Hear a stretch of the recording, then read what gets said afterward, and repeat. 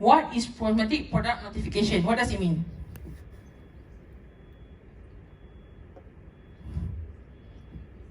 Okay, you should have the NOT. Who should actually notify it? CNH, and it should be incorporated in Malaysia. Okay, how should you notify it? Quest 3 system, you should actually register it. So as long as you know that, it should be fine. Actually, this is the whole answer. Alright. This is the whole meaning. How many of you tak pernah tengok cerita 3 Idiot? Have you guys watched 3 Idiot or not before? The Hindustan or Amir Khan. For those who have not watched it, after this you balik you tengok. Usually for the whole classes that I buat, in any of my classes, I akan cakap you should watch it. This is the exact answer yang kawan dia cakap tu kan, yang panjang tu kan. Tapi as long as you know, you register benda tu, hantar kepada NPRA, notification, and then you kata you ialah CNH, incorporated in Malaysia, that's it, full marks already. So but basically, this actually company or person, nampak sama je, placing cosmetic product in the local market. Maknanya incorporated in Malaysia. You have to notify it to the NPRA. And then notification process ni, dia akan ambil adequate information. Maknanya of course lah, you kena ada PIF. Apa yang you kena submit, dia nak hantar kat sini? PIF, lagi apa? What do you need to have in the PIF? Ada berapa part dalam PIF? 4 part. Part 1 is all about the information. Part 2 on the raw mat. Part 3 finished product. Part 4 safety. Very easy at your fingertip. Tak payah balik-balik hafal. I know all of us are grown up. Tak rajin pun nak baca buku bila balik kan. When's your exam? Oh, lambat lagi. Okay lah. So my class is a month before the exam. Okay. Right. Okay, now let's move on to the second quiz. Who should notify the authority? Who should notify the authority? CNH, good. This is the answer. The keyword dekat sini yang beza dengan jawapan semua orang ialah hanya SSM sahaja. SSM tu dalam bahasa lain tu incorporated in Malaysia lah. Kalau tak ada SSM number, kita akan incorporated in Malaysia. Okay, so this is the answer. Who should notify the authority? Company or person responsible for placing cosmetic product in the market is responsible to notify the director. A letter LOA kalau you bukan orang yang pegang, tapi company must be in Malaysia based. Tu je keyword dia. As long as you know this, you can answer all the question. How to notify my product and how long does it take before the product is allowed to be marketed? What is the document given to prove that my product has been notified with the NPRA? Okay, first question. How to notify my product? Question 3 lah. How long does it take? 3 months. How long? 3 months. Tadi dekat algorithm yang I bagi kat workflow berapa lama? 1 to 3 days. Alright. What is the document given to prove that my document has been notified? Bukan PIF, you all dapat apa? Apa you all dapat dekat tadi dia punya workflow of chart tu? You all dapat apa? Apa you all dapat? Okay, actually, this the whole answer. You all akan dapat satu je perkataan dia, notification note. Tadi kan ada bagi workflow, nampak tak? Last kali tu notification note, pass or fail. Notification note will be issued after 3 days. Okay? First, you kena guna dekat online NPRA. And then you fill up notification form. Maknanya you beli the question punya token. Then complete the process until payment submission. Notification number akan within 1 to 3 days, you akan dapat notification note. Notification note ni, maknanya you boleh have the marketed the product. Tapi kalau you nak product whitening product, you can hantar apa lagi? Kalau you nak hantar whitening product, apa lagi you can hantar? COA. Bila kena hantar COA? When should you send COA? A month. Maximum a month after you dapat you punya notification note. Okay? Now, let's move on to another question. How much is the processing fee and how long does notification given is considered valid? Ni paling basic lah kot. Ini saya rasa dah cakap kali dah. RM50 per variant, and how long does it last? Alright, 2 years. I think semua orang confident cakap kan, tak ada BCN. Okay. Alright, bila you nak renew, not later than a month before expiry. Okay, what will happen? Let's say you terlupa nak renew a month before expiry. What will happen? Apa akan jadi?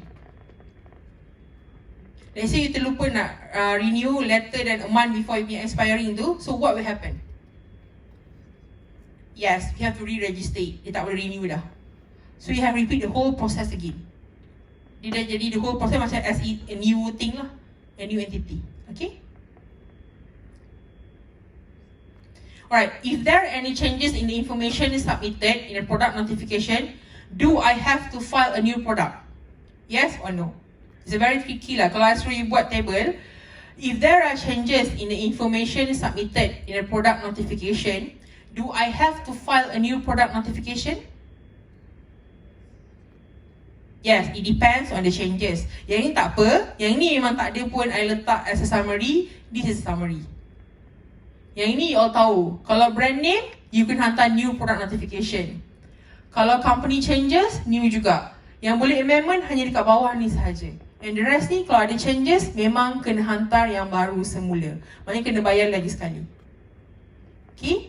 First, your brand name. Let's say you tukar. Mula you partner dengan kawan A, gaduh, tukar company ke partner B. Brand name pun tukar. Mula gabung nama dua orang. Dah tukar it? Of course, you have to change it.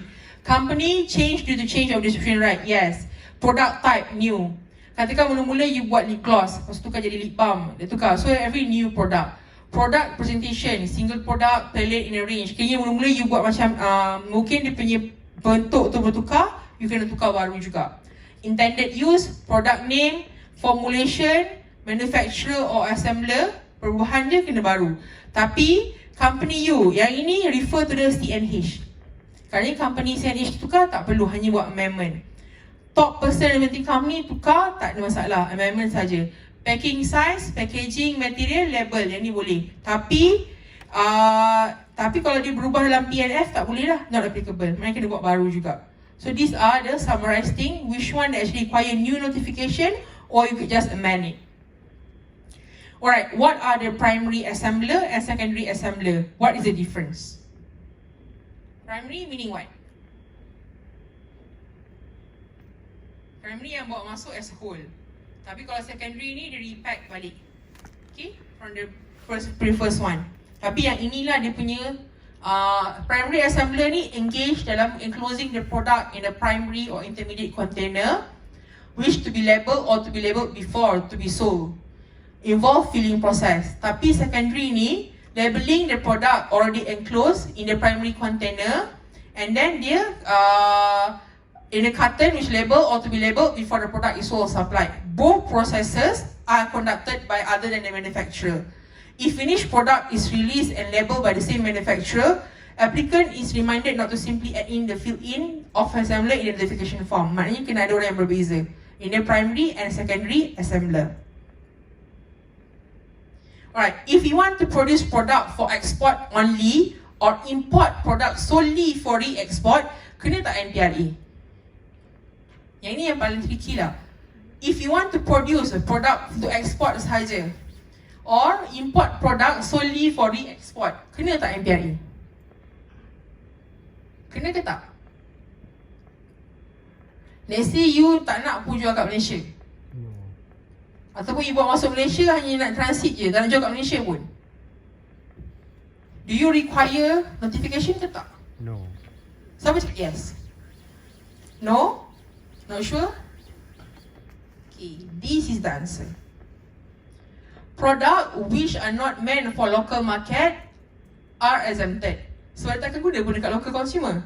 Tapi kalau dia buat masuk Malaysia, kena juga ada kan? So these are the thing you kena tahulah. Tapi country specified requirement for manufacturer or importer or cosmetic product meant solely for export or re-export must be complied with. Tapi kalau dia transit kat Malaysia pun, dia dah bawa masuk Malaysia, kena ada juga note kan? Sebab you akan bawa in a big bulk. Okay? So answer dia sebenarnya, kalau you memang tak lalu langsung kat Malaysia, tak apa. Tapi as long as ada dekat Malaysia, kenalah. Unless you dapat exemption. Tu je lah jawapan dia. If the product already notified in Malaysia, do we need to notify again? Yes, saya dah jawab tadi kan. Okay, with the implementation of notification procedure, notification number will be issued instead of registration number. However, the labeling requirement do not include notification number. Does it mean that notification number is not required to be printed on the label? Yang ni saya rasa daripada awal dah ajar lah. So, Okay, again, ulang.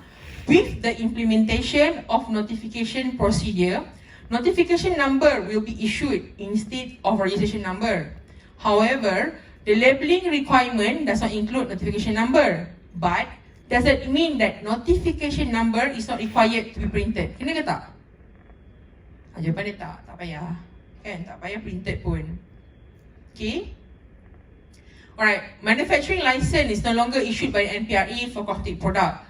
What can I do to convince both my local and overseas client that our manufacturing premise already comply this GMP? Apa kita nak buat? What can we do?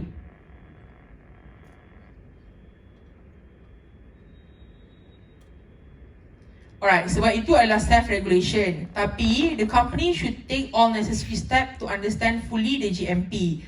Prior approval by the authority is no longer applicable when the new system is implemented. Tapi, kat luar negara, once you already have the notification, they understood that you fulfill the GMP already.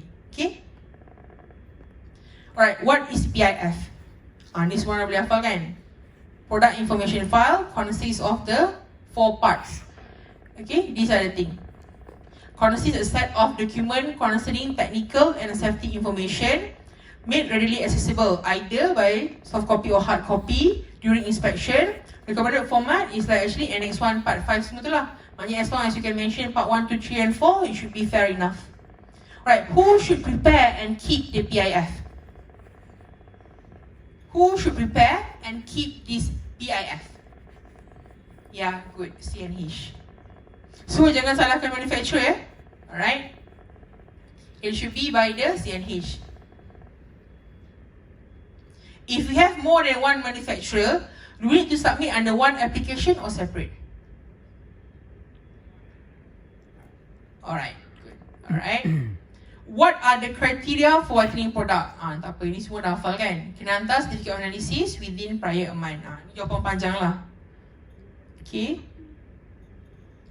Alright, how can overseas company notify and distribute cosmetic product in Malaysia? Dia kena buat apa? Alright, they should give an LOA, dia kena lantik dia punya wakil kat Malaysia, and then kena ada incorporated company in Malaysia represent them.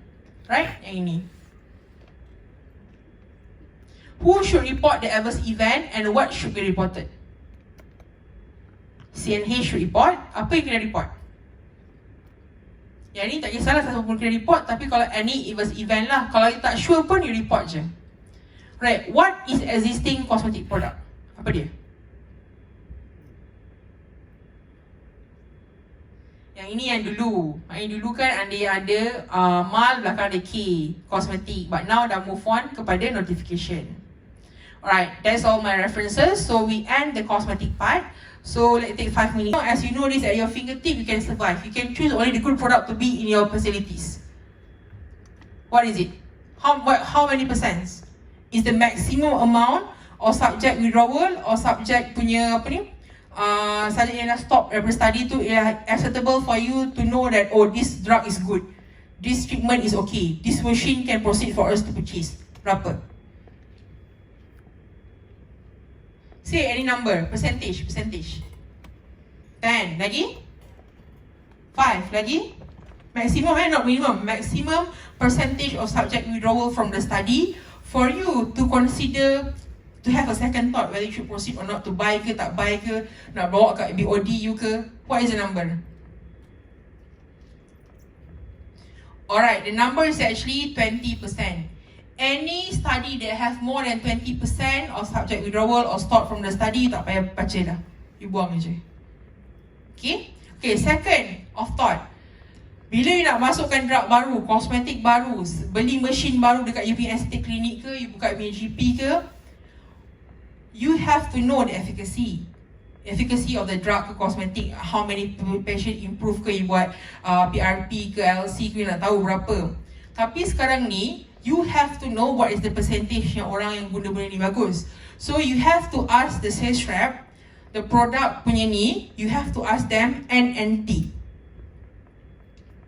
Selalunya ubat yang bagus ataupun produk yang bagus, dia akan bagi tahu siap-siap. Tapi kalau yang CP-CP tak akan cakap. What does NNT stands for is number needed to treat in order for you to get one person or one sample or one subject cured or improved. Kalau NNT dia tinggi, katakanlah you guna produk ni, sample size 8,000, dia punya NNT 5,000, you nak beli tak? Nak beli tak? Kalau 5,000 off 8,000, tak beli. Kalau I cakap tak beli, tak payah. The least number, you should opt for the product. That's how we do the drug evaluation. Let's say, kita akan tengok NNT, number needed to treat, how many patient or how many subject needed to have in order for us to get one person cured or improved. Kalau you nak beli device tu, you dah try dekat 8, katakanlah dia try dekat dalam 800 orang sebab you punya device jarang orang guna. Tapi perlukan sampai 400 orang untuk baru 400 lagi cured. You nak beli kat machine tu? Tak. Tak kan? The concept of NNT is actually how many person that it needs for it to get one person cured or improved from the system, from the service or from the product itself. So these are the keyword. You tengok dekat situ how many percent dia punya subject yang stop ke withdraw ke dengan you tengok NNT, number needed to treat. That's the gist of it. You tak payah bahasa panjang-panjang dia punya number, because you have to know when they do it in the paper, they don't tak menipu. Dia tak menipu, but they just manipulated it. Instead of put it in the nombor perpuluhan, they put it in the percentage. Nampaklah besar. Atau letak dalam bentuk pecahan, fraction. You pun dah lama tinggal matematik pun macam, macam bagus kan? Macam tu. Alright, the trick number 3, for you to know whether this one is actually good or not, you have to look in terms of the analysis. They have two parts, descriptive analysis and also statistical analysis. Okay, selalunya kan orang akan cakap p-value kan? P-value less than 0.05 is statistically significant. You pun macam, bagus, boleh beli ni, simpan dekat you punya tempat. Alright, the most important thing when you look at the p-value, you kena tengok whether it's actually statistically significant sama tak dengan clinically significant. Let's say A1C untuk diabetes punya drug. Contohlah dia kata A1C reduction is actually 0.1%. You nak ambil tak? 0.1% A1C reduction with the drug is going to cost you RM200 per patient monthly cost. You akan ambil tak? Even though the p-value is less than 0.05, it only statistically significant. But dia tak coherent dengan clinically significant. Okay, what is the percentage? Kita kena 1% at least kan? 1%, 0.1, 0.2 tak comprehend pun. So kita kena tahu, let's say for BP reduction berapa. Okay, kalau acne, you all guna score apa? Kalau acne you guna, okay, katakan you nak guna PRP, apa score yang you guna? So what is the minimum percentage yang you kena dapat reduction? So these are the thing you have to look into the paper. Not to be manipulated by them. The statistically significant kena match dengan clinically significant juga. Contoh you punya acne, berapa lama you kena tengok improvement dia? Memang statistically dia memang P less 0.05, tapi it is not comprehend dengan clinical improvement. Acne tu punya scar masih teruk, contohlah. Okay, that's what I'm going to say. I can give an example. Kata A1C reduction at least 1%, that's the best. Minimum 1%. Whatever that less than 1%, we wouldn't actually consider it to be a good drug. So you have to know how to read the good paper. So the first trick, you tengok dia punya subject withdrawal. Second, NNT. Third, you tengok dekat dia punya statistically significant tu comprehend tak dengan you punya clinical punya significant. So that's how you look for it. Okay, now I have one question. Where can you look for all those journals untuk estetik ni? Katakan you nak cari lah, you nak tengok advanced treatment ke, kawan nak cari full paper. I bet you, aesthetic is not a world yang ada banyak sangat kajian. It's very limited. But somehow rather you nak invest untuk 500,000 punya machine, you mesti nak tahu kan orang-orang yang dah guna, because you have to know the wavelength that they using dekat negara-negara Europe. Does it imply dekat nation tak? Nanti kita berbelang-belang pula muka orang tu bila you pakai same wavelength.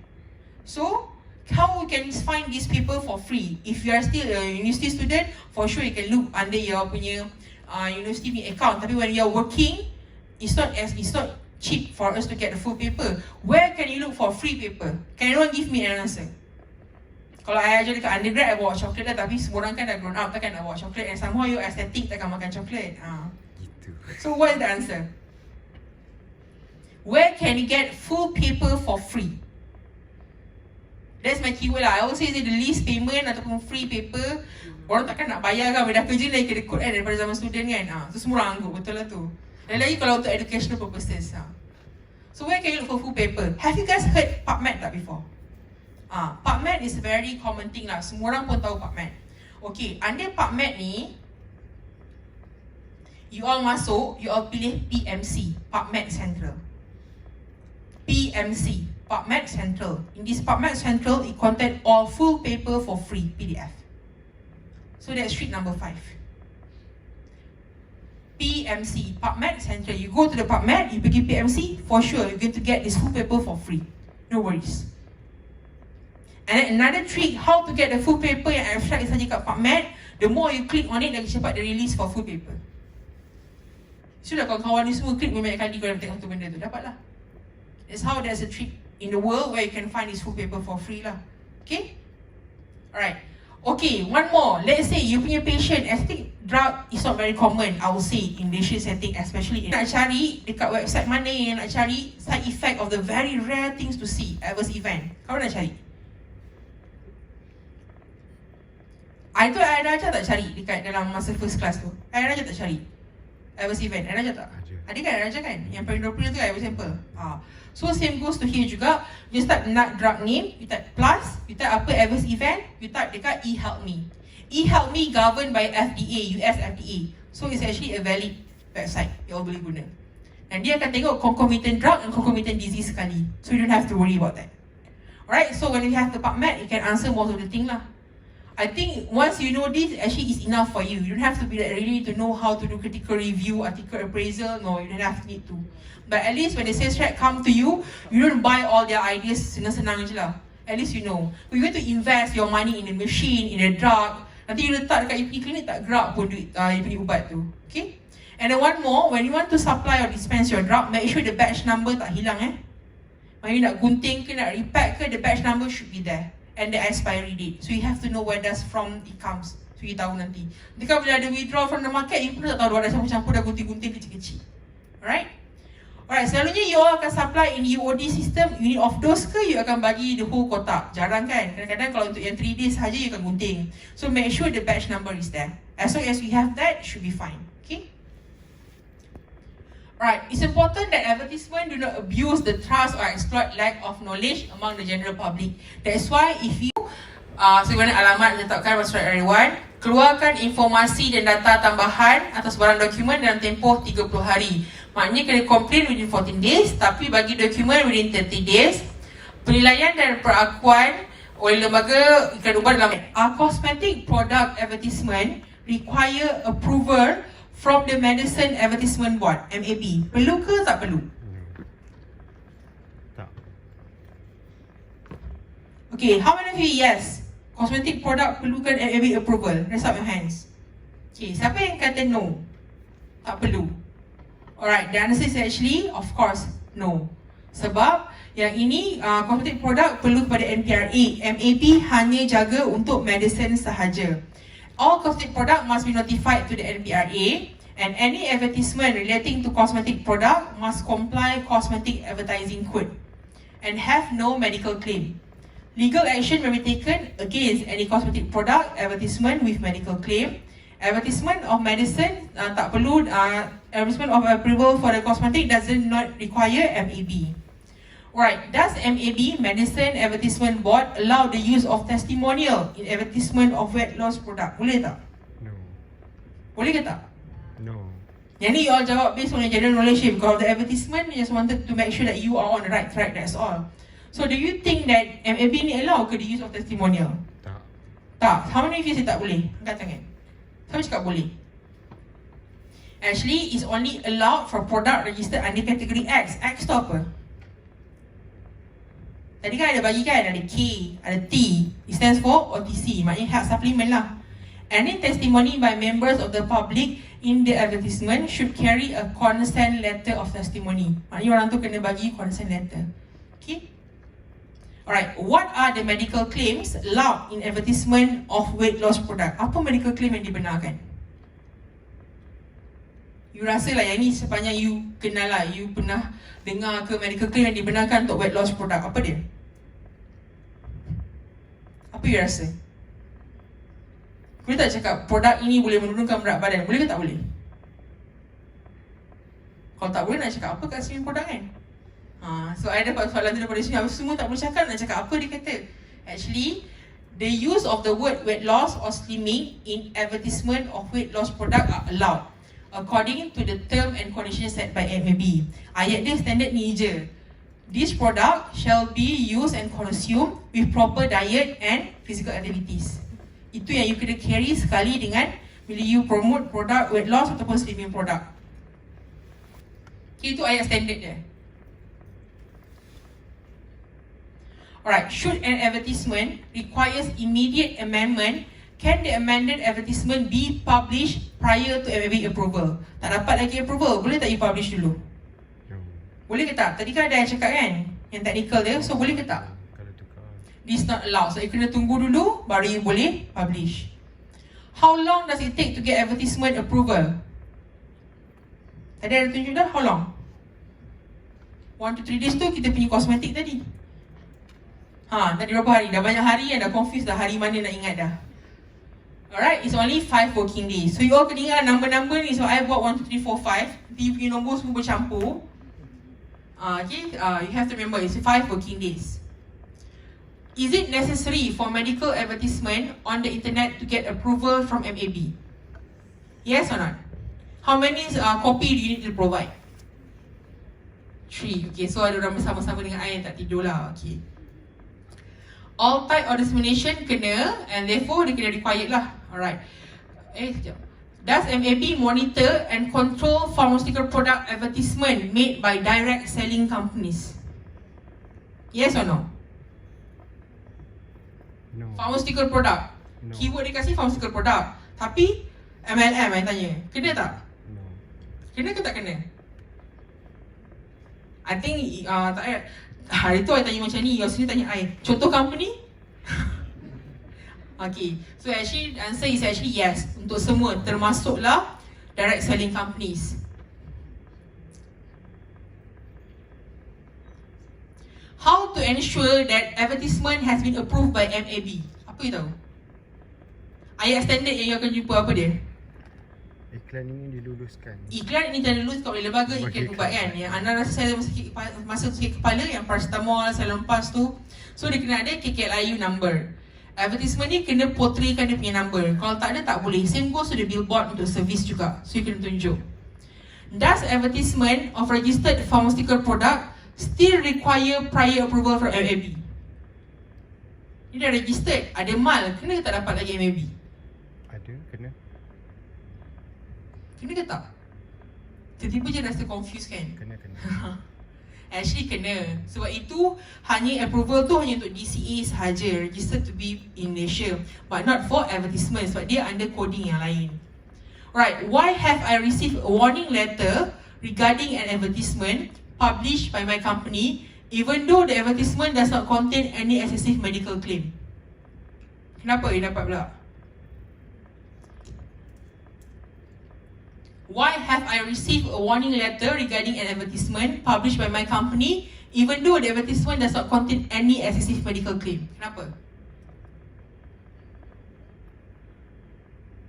Sebab tak dapat pun MAB punya approval. Tu je alasan dia. Okay? Alright. Is advertisement on aesthetic allowed? Yes, kena ada aesthetic. Aesthetic services, boleh tak boleh? Yes. Yang purposely letak dalam ni. Can or not? Yes. How many say boleh? LCP. Saya tak boleh. Alright, jawapan dia of course boleh sebab dia adalah medical treatment. Okay? Under services. So you masih boleh promote you pergi klinik. You pergi klinik tu you boleh promote. So no harm on that. You boleh buat. Alright, must advertisement related to services offered at fitness centers to get approval? No. Dekat fitness center, dekat wellness center, kena tak? Tak. Dia require tak MAB approval? No. Kenapa tak perlu? Sebab dia berubat. Bukan dia sikap. Dia tiba sikap kat situ kan. Actually tak kena mengena sebab fitness punya center, wellness center not bonded under this. Okay? Alright. Can food product advertisement have medical claims such as reducing blood sugar? No. Tak boleh. So memang tak boleh jawapan dia. Tak boleh, not allowed lah sebab dia adalah antara 20 type of diseases yang tak dibenarkan diiklankan. Alright. Alright. Why does MAB make too many changes to the advertisement format submitted? Yang ni tak ada kena-mena sebab dia adalah ikut advertisement punya sale act. Tu saja. But dia berhak buat apa dia nak tanpa bagi tahu kita. Tu je jawapan dia sebenarnya. Can a medicine approved by the US FDA but without MAL registration number advertise in Malaysia? Boleh tak? No. Boleh tak? No. Confirm tak boleh. Confirm. Tapi US FDA dah hadir dah, boleh tak? Nak advertise tau, bukan nak guna, advertise je. Tak boleh. Kena ada mal dulu. I cakap macam tu je, dah macam tadi semua cakap tak boleh. Lepas tu bila I cakap tak nak guna pun, tak nak ni pun, hanya nak promote je. Boleh tak? Tak boleh. Tak boleh. Alright, tak semestinya dia ada register dengan DCA. So, must be registered sebab nak dapat approval MAB, mesti registered in Malaysia dulu. Same goes to the CNH juga. You nak re-export ke, nak solely untuk import pun, you kena register juga. Is it a requirement for food supplement and drink intended for slimming to be registered in MOH? Kena tak? Tak perlu. Dia tanya ni bukan MAB lah, dia MOH. Jawapan dia apa? Sebab sekarang ni kan famous orang guna apa ni? Placenta apa yang pakai tu untuk I lupa. Sheep placenta. Sheep placenta. Betul. Sheep placenta dia ada food supplement, dia bukan ada health supplement. So kena register tak? Ramai tau you punya seniors yang buat sheep placenta. Actually dia kena register tapi bukan under pharmaceutical lah, dia under Food Safety and Quality Division, keselamatan pemakanan. Alright, yang itu I punya quizzes ni actually I saja buat dulu sebab to actually recap this whole thing yang I akan cakap tadi. Tapi kejap, sebab the advertisement thing is all about law. Okay.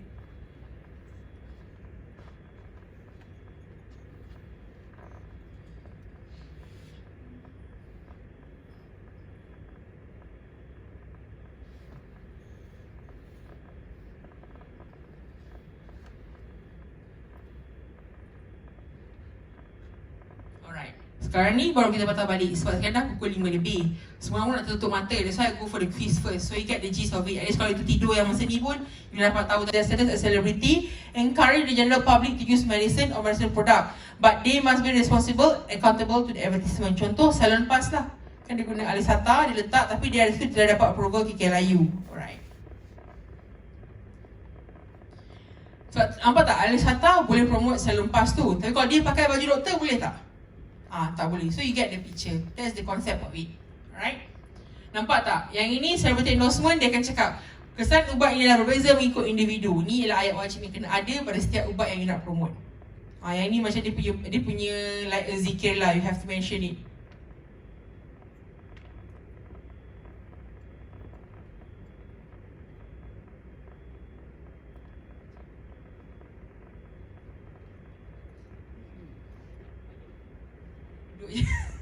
Scientific advice, recommendation or endorsement. Last year kan ada case a group of the nurses tu they promote one of the supplement. Sebab diorang tuju diorang beli je actually. And then the seller and the one yang gunakan diorang as a model, tak boleh. Because once you wear your code of your profession, dah carry weightage dah, you pakai je doktor cakap. Okay, I think most of your friend yang join also MMRM tu doktor cakap pakar your future registrar, so orang akan beli dia punya produk tu. Okay.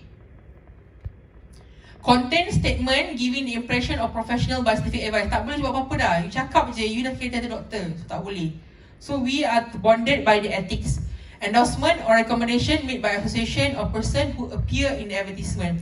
Selalunya ni hanya boleh guna dekat mana? Kalau you guna CME among medical professionals, boleh lah. Nampak tak dekat leaflet selalunya bila company bagi dia kata solely intended untuk medical professionals only. Maknanya untuk in-house training sahaja. Bukan nak bagi tahu dekat public ataupun dekat orang lain yang luar daripada profession you. Alright, nampak tak? The use of white coat, stethoscope, healthcare professional environment. Belakang tu ada klinik you buat you punya FB live. Saya tak boleh. Kalau you dah pakai yatish you dah pakai white coat kat situ, ada stethoscope, ada belakang tu ada klinik, environment. And then impression that actually undue authority that the product is recommended by healthcare professional. But you tak buka mulut lagi pun orang dah cakap dah, oh buat kat hospital mesti bagus. Nampak? That's the thing. Alright. Endorsement by professional bodies must be allowed. Kena ada consent lah. Maknanya bila you hantar dekat advertisement tu, you bagi tahu. Contohlah macam Sensodyne kan, dia kata recommendation by the Dental Association lah. Contoh macam tu. Itu dia hantar sekali dengan dia punya MAB punya approval. Bukan dia buat sendiri. Okay? Right. Advertisement shall not refer to a college, hospital, laboratory or similar establishment. Ayat similar establishment ni saja dalam law dan membuktikan anything that related to that field. Okay? Alright. Claim and evidence.